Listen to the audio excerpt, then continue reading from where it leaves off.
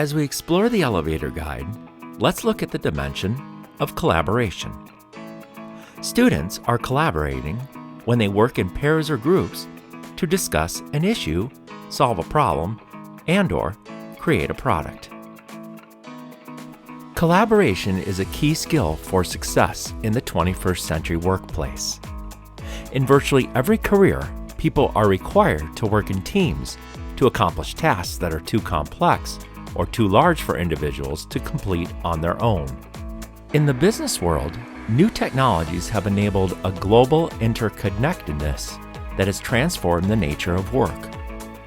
Real project work often requires collaboration across time and space, and between organizations. For instance, a pharmaceutical company in the US and a chemical engineering company in India may collaborate to produce a new vaccine. When we prepare students with the skills to collaborate effectively, they will be better prepared to innovate and succeed in our globally interconnected world. We often use the term collaboration to describe the simple act of working with others. True collaboration, however, requires more than individuals working together. It must also have a clear purpose. When learning activities are designed to allow students to have shared responsibility and make substantive decisions together, students learn to negotiate and resolve conflicts, agree on what must be done, distribute tasks, listen to the ideas of others and account for their own contributions, and integrate the ideas of many individuals into a coherent whole. Learning to collaborate effectively takes time.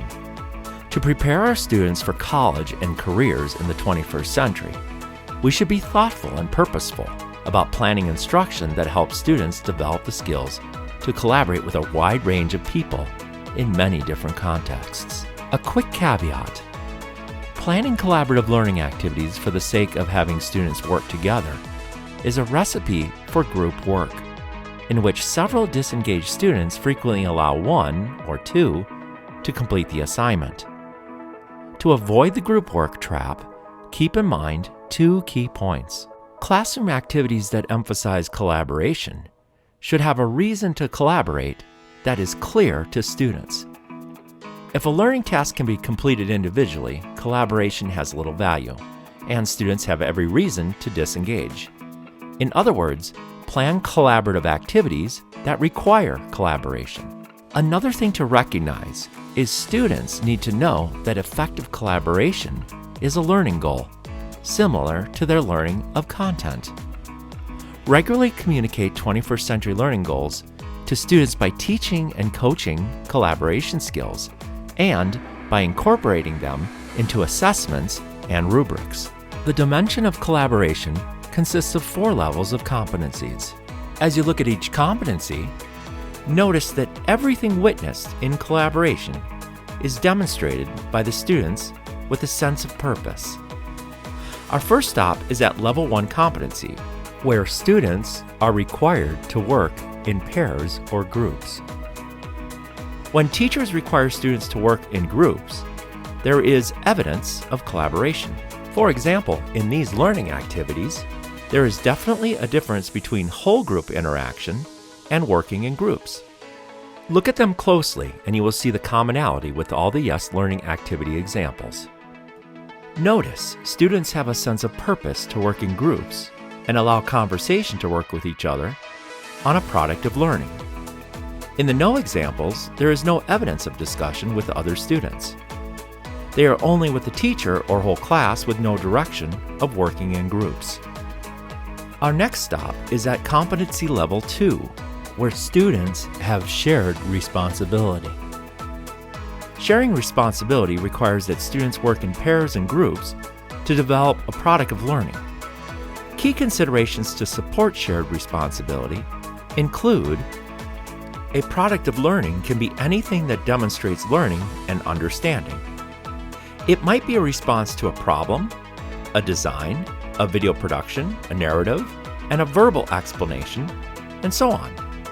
Students merely helping each other are not truly sharing responsibility for the product of learning. Students must collectively own the work and be mutually responsible for its outcome. And the last consideration, all participants are mutually responsible for creating the product of learning as long as everybody is responsible. In this specific example, notice that in order for it to be shared responsibility, the students are working together on a project rather than separately. The work has to be shared. Pause the video to see more yes/no examples for this competency level in the guide. As we move on to Collaboration Competency Level 3, students make substantive decisions together.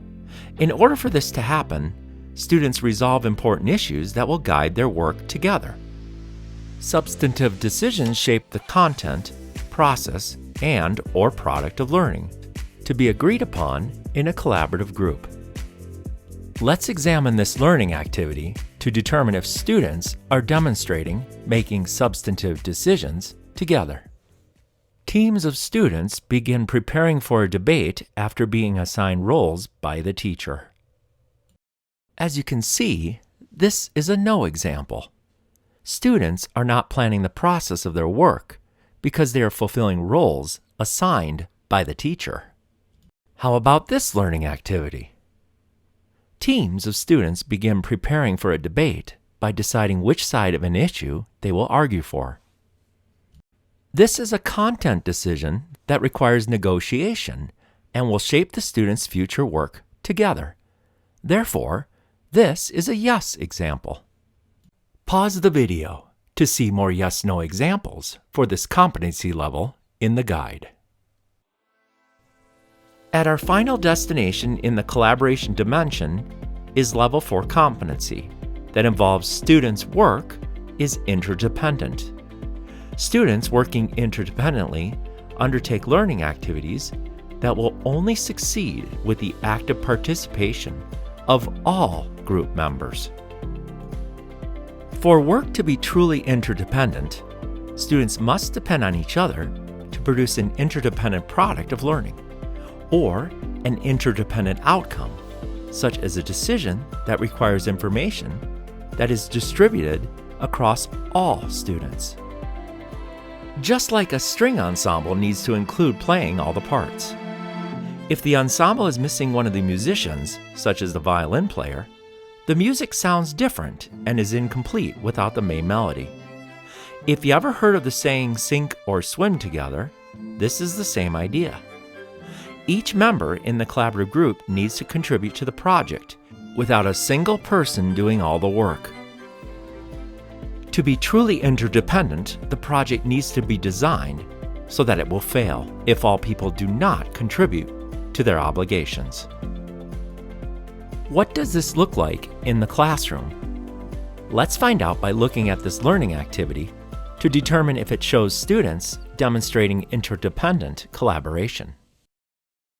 A class creates a website to serve as an encyclopedia of several countries of the world. Students individually create a website to be linked to the main class website detailing the history, culture, attractions, and accommodations of a chosen country. Students are contributing elements to a coherent whole, but are not making substantive decisions together, nor are they required to strategize in any particular way. The teacher has provided the overall strategy. This is a no example. Let's look at another learning activity to see if there is a difference. A teacher asks students to plan, research, and create a website that would serve as a visitor's guide to all the countries of a region of the world. This is a yes example, because students are collaboratively planning the entire product of learning, with each accepting components of the work. The work is interdependent since each component is required for the overall success of the product, because the product includes all the countries of a region. Pause the video to see more yes/no examples for this competency level in the guide. As students are engaged in the collaboration dimension, it is necessary for them to demonstrate the lower levels of competencies to attain the higher level competency. The ultimate goal of collaborative activities in the classroom is to enable students to work together meaningfully with a clear purpose. We can see that as learning activities climb the collaboration elevator, students have greater control over their work and their work with others. Students given the opportunity to collaborate will improve their skills over time and be more likely to develop competencies at working with others that will transfer to the workplace.